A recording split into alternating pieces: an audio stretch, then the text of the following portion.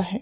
इस कथा का श्रवण हमें जीवन के सही मार्ग पर चलने और हर कष्ट से मुक्ति पाने का अवसर देता है। तो आइए श्रद्धा और भक्ति से आज की इस दिव्य कथा का प्रारंभ करें। जब परशुराम जी द्वार के अंदर जाने लगे तब गणेश जी ने उन्हें रोकने का प्रयास किया। तब परशुराम जी कहने लगे कि भाई, मैं ईश्वर को प्रणाम करने के लिए अंतःपुर में जाऊंगा और भक्तिपूर्वक माँ पार्वती को नमस्कार करके तुरंत ही घर को लौट जाऊंगा। जो सगुण निर्गुण भक्तों के लिए अनुग्रह के मूर्त रूप, सत्य सत्य स्वरूप, ब्रह्मज्योति, दया सिंधु, दीन बंधु, आत्मा में रमण करने वाले, मुनियों के ईश्वर, पर अपर के रचयिता, ईशान, परमात्मा, सबके आदि, अविनाशी, समस्त मंगलों के मंगल स्वरूप, सभी मंगलों के दाता, शांत, समस्त ऐश्वर्यों को प्रदान करने वाले, प्रसन्न मुख वाले, शरण में आए हुए की रक्षा करने वाले, भक्तों के लिए अभयप्रद और भक्त वत्सल समदर्शी हैं, जिनसे मैंने नाना प्रकार की विद्याओं और अनेक प्रकार के परम दुर्लभ शास्त्रों को प्राप्त किया है, उन जगदीश्वर गुरु के इस समय में दर्शन करना चाहता हूँ। ऐसा कहकर परशुराम जी गणपति के आगे खड़े हो गए। इस पर गणेश जी ने उन्हें बहुत तरह से समझाया कि इस समय भगवान शंकर और माता जी अंतःपुर में हैं, आपको वहां नहीं जाना चाहिए। लेकिन परशुराम जी हठ करते ही रहे। उन्होंने अनेकों युक्तियों द्वारा अपना अंदर जाना निर्दोष बतलाया। इस प्रकार दोनों में वाद विवाद होता रहा। गणेश जी विनयपूर्वक ही परशुराम जी को रोकते रहे, पर जब परशुराम जी ने बलपूर्वक जाना चाहा तब गणेश जी ने रोक दिया। तब परस्पर दोनों में वाग्युद्ध और करताड़न होने लगा। अंत में परशुराम जी ने गणेश जी पर अपना फरसा उठा लिया। तब कार्तिकेय जी ने बीच में आकर उन्हें समझाया। परशुराम जी ने गणेश जी को धक्का दे दिया और वे गिर पड़े। फिर उठकर उन्होंने परशुराम जी को फटकारा। इस पर परशुराम जी ने पुनः कुठार उठा लिया। तब गणेश जी ने अपनी सूंड को बहुत लंबा कर लिया और उसमें परशुराम जी को लपेटकर वो घुमाने लगे। जैसे छोटे से सांप को गरुड़ ऊपर उठा लेता है, ठीक वैसे ही अपने योग बल से शिवपुत्र गणेश जी ने उन्हें उठाकर स्तंभित कर दिया और सप्तद्वीप, सप्त पर्वत, सप्त सागर, भुरलोक, भुवरलोक, स्वरलोक, जनलोक, तपोलोक, ध्रुवलोक, गौरीलोक, शंभुलोक उनको दिखा दिए। फिर उन्हें गंभीर समुद्र में फेंक दिया और जब वे तैरने लगे तो पुनः पकड़कर उठा लिया और घुमाते हुए बैकुंठ दिखलाकर फिर गोलोक धाम में भगवान श्री कृष्ण के दर्शन कराए। उस समय भगवान रत्नाभरणों से विभूषित होकर रत्न निर्मित सिंहासन पर आसीन थे। राधा जी उनके वक्ष स्थल से सटी हुई थी। तेज में वे करोड़ों सूर्यों के समान प्रभाशाली थी। उनके दो भुजाएं थी, हाथों में मुरली शोभा पा रही थी। परम मनोहर रूप था और वे मंद मुस्कुरा रहे थे। इस प्रकार श्री कृष्ण के दर्शन कराकर उनसे बारंबार प्रणाम कराया। यो संपूर्ण पापों का पूर्णतया नाश कर देने वाले इष्ट देव श्री कृष्ण के दर्शन कराकर गणेश जी ने परशुराम के भ्रूण हत्या जनित पाप को दूर कर दिया। यो तो पाप जनित यातना भोगे बिना नष्ट नहीं होती, किंतु परशुराम जी को थोड़ी ही भोगनी पड़ी और सब श्री कृष्ण के दर्शन से नष्ट हो गई। क्षण भर के बाद परशुराम जी की चेतना लौट आई। तब वे वेगपूर्वक भूतल पर गिर पड़े। उस समय उनका गणेश जी द्वारा किया गया स्तंभन भी दूर हो गया। तब उन्होंने अपने इष्ट देव श्री कृष्ण, अपने गुरु जगत गुरु शंभु तथा गुरु द्वारा दिए गए परम दुर्लभ स्तोत्र और कवच का स्मरण किया। मुने तदंतर परशुराम जी ने अपने अमोघ वर्षे को, जिसकी प्रभा ग्रीष्म ऋतु के मध्याह्न कालिक सूर्य की प्रभा से भी 100 गुनी थी और जो तेज में शिव जी के समान था, गणेश जी पर चला दिया। पिता के उस अमोघ अस्त्र को आते देखकर स्वयं गणपति ने उसे अपने बाएं दांत से पकड़ लिया। उस अस्त्र को व्यर्थ नहीं होने दिया। तब महादेव जी के बल से वह फरसा वेगपूर्वक गिरकर मूल सहित गणेश जी के दांत को काटकर पुनः परशुराम जी के हाथ में लौट आया। ये देखकर वीरभद्र, कार्तिकेय और क्षेत्रपाल आदि पार्षद तथा आकाश में देवगण महान भय से भीत होकर हाहाकार करने लगे। इधर वह दांत खून से सनकर शब्द करता हुआ भूमि पर गिर पड़ा, मानो गेरू से युक्त स्फटिक का पर्वत धाराशायी हो गया हो। विप्रवर उस महान शब्द से भयभीत होकर पृथ्वी कांप उठी। सभी कैलाशवासी प्राणी उसी क्षण डर के मारे मूर्छित हो गए। उस समय निद्रा के स्वामी जगदीश्वर शिव की निद्रा भंग हो गई।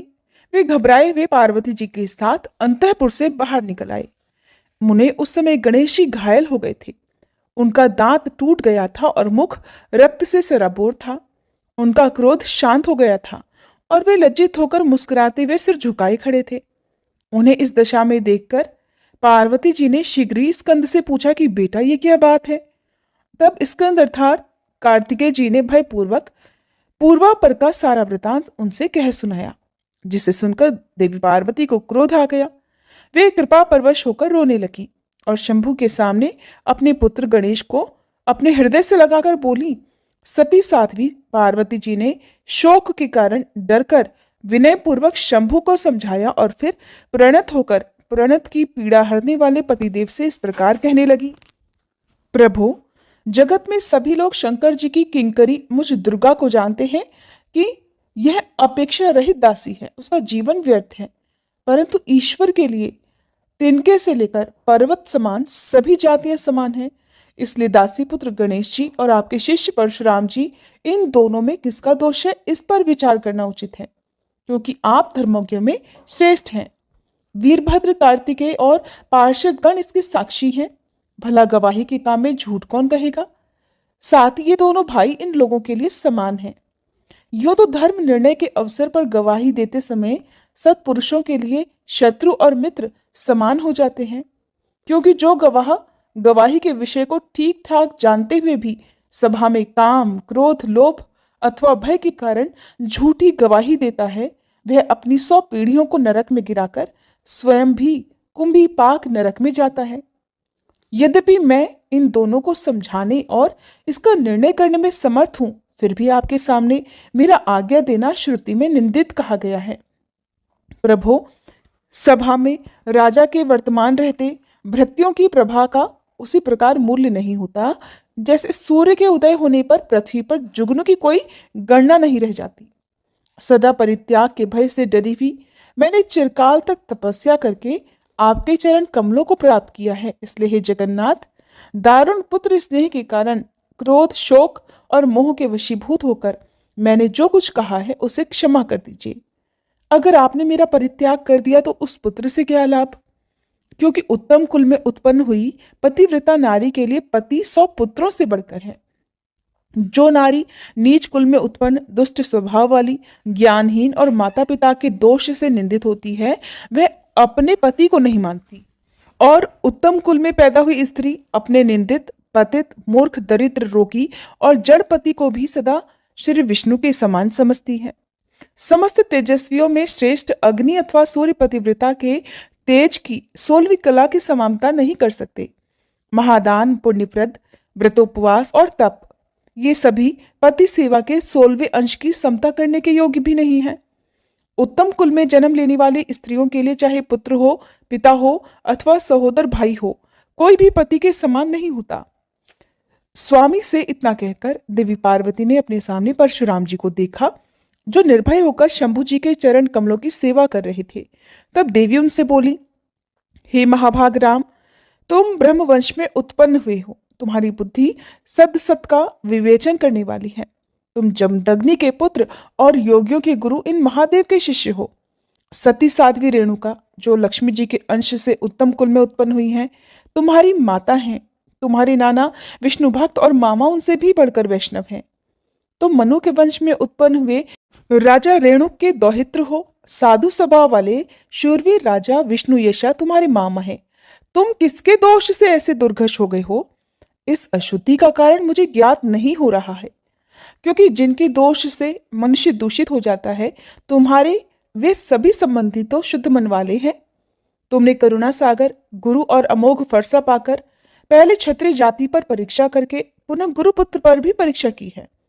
कहाँ तो श्रुति में गुरु को दक्षिणा देना उचित है ऐसा सुना जाता है, और कहाँ तुमने अपने गुरुपुत्र के दांत को ही तोड़ दिया। अब उसका मस्तक भी काट डालो।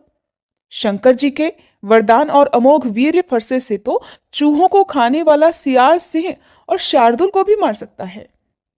जितेंद्रीय पुरुषों में श्रेष्ठ गणेश तुम्हारे जैसे लाखों करोड़ों जंतुओं को मार डालने की शक्ति रखता है, परंतु वह मक्खी पर हाथ नहीं उठाता। श्री कृष्ण के अंश से उत्पन्न हुआ यह गणेश तेज में श्री कृष्ण के ही समान है। अन्य देवता श्री कृष्ण की कलाएं हैं, इसी से इसकी अग्र पूजा होती है। ऐसा कहकर देवी पार्वती क्रोधवश उन परशुराम जी को मारने के लिए उद्यत हो गई। तब परशुराम जी ने मन ही मन गुरु को प्रणाम करके अपने इष्ट देव का ध्यान किया। इतने में ही देवी ने अपने सामने एक अत्यंत बौने ब्राह्मण बालक को देखा। उसकी कांति करोड़ों सूर्यों के समान थी, उसके दांत स्वच्छ थे, वह शुक्ल वस्त्र, शुक्ल यज्ञोपवीत, दंड, छत्र और ललाट पर उज्जवल तिलक धारण किए हुए था। उसके गले में तुलसी की माला पड़ी हुई थी। उसका रूप मनोहर था, मुख पर मंद मुस्कान थी और वह रत्नों के बाजूबंद, कंगन और रत्नमाला से विभूषित था। वह भक्तों का ईश और भक्त वत्सल था तथा भक्तों को बाएं हाथ से स्थिर मुद्रा और दाहिने हाथ से अभय मुद्रा दिखा रहा था। उसके साथ नगर के हंसते हुए बालक और बालिकाओं का समूह भी था और कैलाशवासी अबाल वृद्ध सभी उसकी ओर बड़े हर्षपूर्वक देख रहे थे। उस बालक की ओर देखकर पुत्रों तथा भृत्यों सहित शंभु जी ने घबराकर सिर झुकाकर प्रणाम किया। फिर देवी ने भी उन्हें प्रणाम किया। तब बालक ने सबको अभीष्टप्रद आशीर्वाद दिया। उसे देखकर सभी बालक भय के कारण महान आश्चर्य में पड़ गए। फिर शिवजी ने भक्तिपूर्वक उसे षोडशोपचार समर्पित करके उस परिपूर्णतम की वेदोक्त विधि से पूजा की और फिर सिर झुकाकर कार्णव शाखा में कहे गए स्तोत्र द्वारा उन सनातन भगवान की स्तुति की। उस समय उनके सर्वांग में रोमांच हो आया था। पुनः जो रत्न सिंहासन पर आसीन थे और अपने उत्कृष्ट तेज से जिन्होंने सबको आच्छादित कर रखा था, उन वामन भगवान से स्वयं शंकर जी कहने लगे कि ब्राह्मण जो आत्माराम है उनके विषय में कुशल प्रश्न करना अत्यंत विडंबना की बात है, क्योंकि वे तो स्वयं कुशल के आधार और कुशल अकुशल के प्रदाता हैं। श्री कृष्ण की सेवा के फलोदय से आज आप जो मुझे अतिथि रूप से प्राप्त हुए हैं, उससे तो मेरा जन्म और जीवन धन्य हो गया। कृपा सागर परिपूर्णतम श्री कृष्ण लोगों के उद्धार के लिए पुण्य क्षेत्र भारत में अपनी कला से अवतीर्ण हुए हैं। जिसने अतिथि का आदर सत्कार किया है, उसने मानो संपूर्ण देवताओं की पूजा कर ली।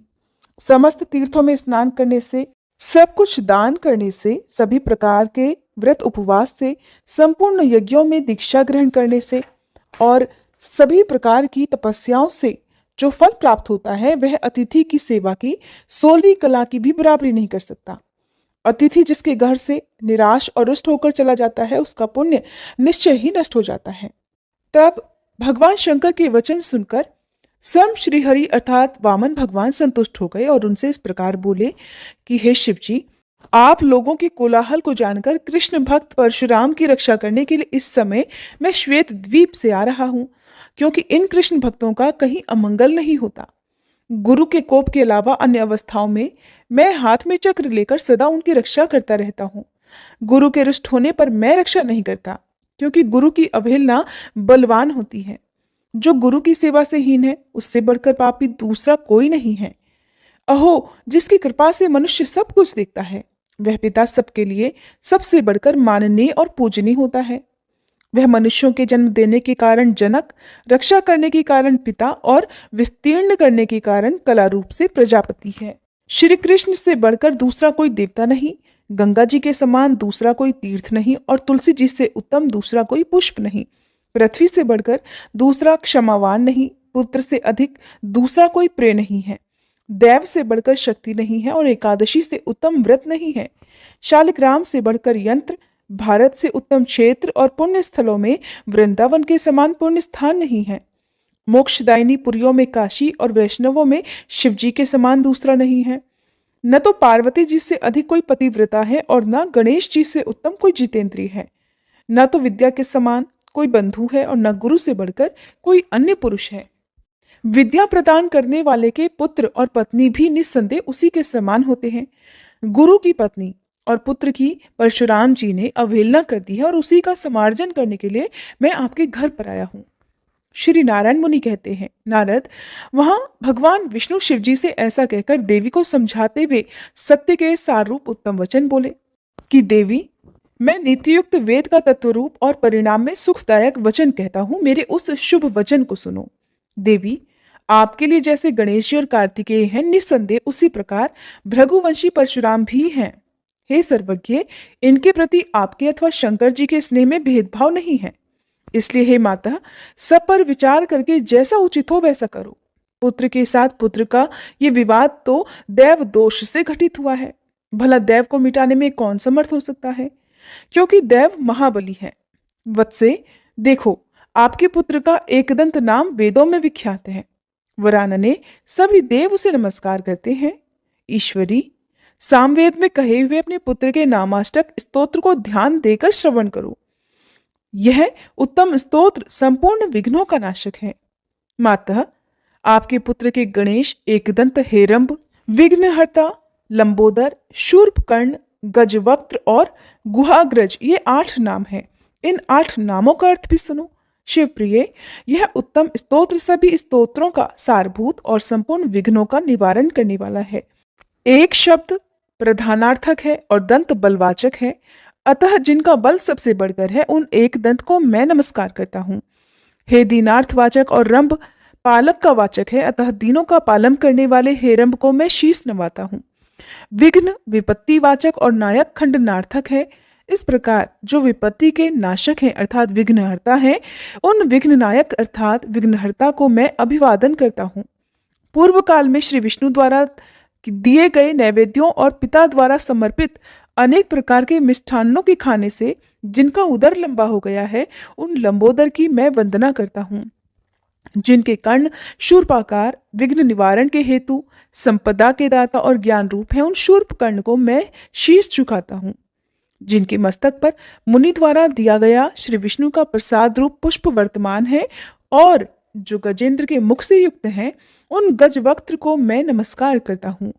जो गुह अर्थात स्कंद से पहले जन्म लेकर शिव भजन में आविर्भूत हुए हैं तथा समस्त देवगणों में जिनकी अग्र पूजा होती है, उन गुहाग्रज देव की मैं वंदना करता हूँ। गणेश अर्थात जो ईश हैं, उन पर ब्रह्म गणेश जी को मैं प्रणाम करता हूँ। हे देवी, अपने पुत्र के नामों से संयुक्त इस उत्तम नामाष्टक स्तोत्र को पहले वेद में देख लो, फिर ऐसा क्रोध करो। जो इस नामाष्टक स्तोत्र का जो नाना अर्थों से संयुक्त और शुभ कारक है, नित्य तीनों संध्याओं अर्थात सुबह, दोपहर और शाम के समय पाठ करता है, वह सुखी और सर्वत्र विजयी होता है। उसके पास से विघ्न उसी प्रकार दूर भाग जाते हैं जैसे गरुड़ के निकट से सांप। गणेश्वर की कृपा से वह निश्चय ही महान ज्ञानी हो जाता है। पुत्रार्थी को पुत्र और भार्या अर्थात पत्नी की इच्छा रखने वाले को उत्तम पत्नी मिल जाती है और महामूर्ख निश्चय ही विद्वान और श्रेष्ठ कवि हो जाता है। ये था आज का अध्याय। इसके आगे की कथा आप सभी आने वाले अध्याय में जरूर सुनिएगा। श्री रवि हरत हो घोरतम अगणित किरण पसारी, वंदन करूं तब चरणन में अर्घ देऊं जलधारी। सकल सृष्टि के स्वामी हो सचराचर के नाथ, निस्दिन होत तुमसे ही होवत संध्या प्रभात। जय भगवान सूरतमहारी, जय खगेश दिन कर शुभकारी। तुम हो सृष्टि के नेत्र स्वरूपा, त्रिगुणधारी त्रैवेद स्वरूपा। तुम ही करता पालक संहारक, भुवन चतुर्दश के संचालक। सुंदर बदन चतुर्भुजधारी, रश्मि रथी तुम गगन विहारी। चक्र शंख अरु श्वेत कमलधर, वर मुद्रा सोहत चोटे कर। शीश मुकुट कुंडल गलमाला, चारु तिलक तब भाल विशाला। सप्त अश्वरथ अति द्रुतगामी, अरुण साथी गति अविरामी। रक्त वरुण आभूषण धारक, अति प्रिय तोहे लाल पदारथ। सर्वात्मा कहे तुम्हें ऋग्वेदा, मित्र कहे तुमको सब वेदा। पंच देवों में पूजे जाते, मनोवांछित फल साधक पाते। द्वादश नाम जाप उद्धारक, रोग शोक अरु कष्ट निवारक। माँ कुंती तब ध्यान लगायो, दानवीर सूत कर्ण सो पायो। राजा युधिष्ठिर तब जस गायो, अक्षय पात्र वो वन में पायो। शस्त्र त्याग अर्जुन अकुरायो, बन आदित्य हृदय से पायो। विंध्याचल तब मार्ग में आयो, हाहाकार तिमिर से छायो। मुनि अगस्त गिरि गर्व मिटायो, निज तप बल से विंध्य नवायो। मुनि अगस्त तब महिमा गाई, सुमिर भये विजयी रघुराई। तोहे बिरोक मधुर फल जाना, मुख में ली नहीं तोहे हनुमाना। तब नंदन शनिदेव कहावे, पवन के सूत शनि तीर मिटावे। यज्ञ व्रत स्तुति तुम्हारी कीन्ही, भेंट शुक्ल यजुर्वेद की दीन्ही। सूर्यमुखी खरितर तब रूपा, कृष्ण सुदर्शन भानु स्वरूपा। नमन तोहे ओंकार स्वरूपा, नमन आत्मा अरुकाल स्वरूपा।